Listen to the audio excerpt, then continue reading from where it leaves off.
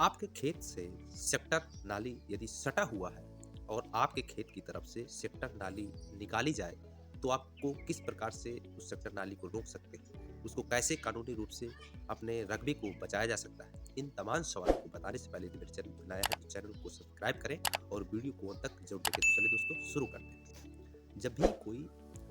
आपके खेत से सटा हुआ सेक्टर नाली हो,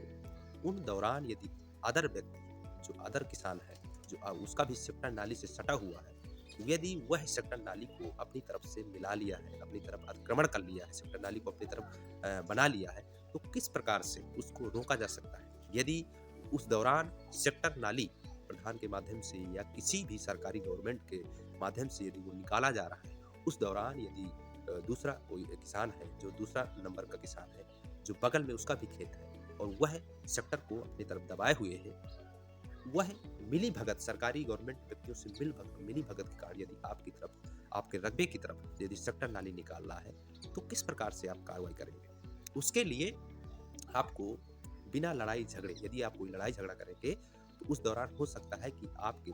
खिलाफ 107(16) का 151 का चालान किया जा सकता है, जिससे आप जेल भी जा सकते हैं। इसके लिए आपको एक उचित जो सलाह है, जो उचित क्राइटेरिया है, जो कानूनी विधिक वर्क है, उसके लिए आपको सर्वप्रथम एक जो सिटी मजिस्ट्रेट होते हैं, जिनको एसडीएम साहब भी बोलते हैं, वहाँ जा कर के किसी वकील के माध्यम से या डायरेक्ट भी आप एक एप्लीकेशन तैयार करते हैं या वाद दायर करते हैं, जिसमें आप मेंशन करेंगे कि आपका जो खेत का नंबर है, खेत का गाटा संख्या, उसमें जो रकबा है, आपका कितना रकबा है, 1 बीघे या 2 बीघे, उस रकबे को भी मेंशन करना है। साथ ही साथ जो सेक्टर है या चक रोड है, उस रोड का भी एक नंबर होता है, गाटा संख्या होता है। वो किसी मैप के माध्यम से या लेखपाल के मैप ले सकते हैं या किसी तहसील के दार के जा कर के वहाँ से आप मैप निकला सकते हैं, या गाँव में होते हैं जो कई जो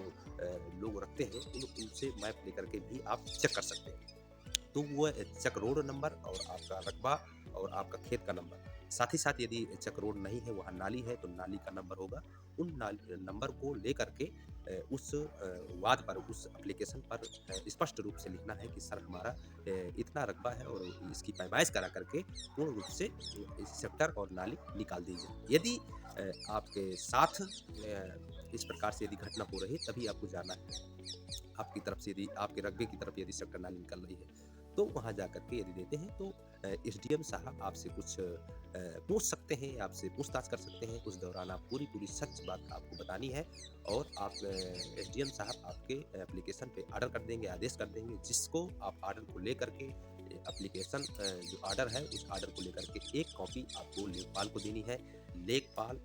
उस पे पैमाइश करेगा। यदि पैमाइश नहीं करता है, तो यदि पैमाइश के दौरान ही आपकी रकबे पर, आपके खेत की तरफ सेक्टर नाली निकाली जा रही है, तो आपको उस दौरान ही आपको 112 नंबर पर डायल करके पुलिस प्रशासन को बुला लेना है, जिसको एक कॉपी पुलिस प्रशासन को उस ऑर्डर की कॉपी देना है, जिससे वह तुरंत उस काम को रोका जा सकता है। इस प्रकार से इमीडिएट आप पे एक्शन करके उस कार्य को रुकाया जा सकता है। इसके बाद यदि प्रक्रिया तब भी पूरी नहीं यदि हो पा रहा है, तो उस दौरान आप तुरंत जा कर के एसडीएम साहब से उस ऑर्डर को लेकर के जा सकते हैं कि सर ऐसी-ऐसी बात है और वह आप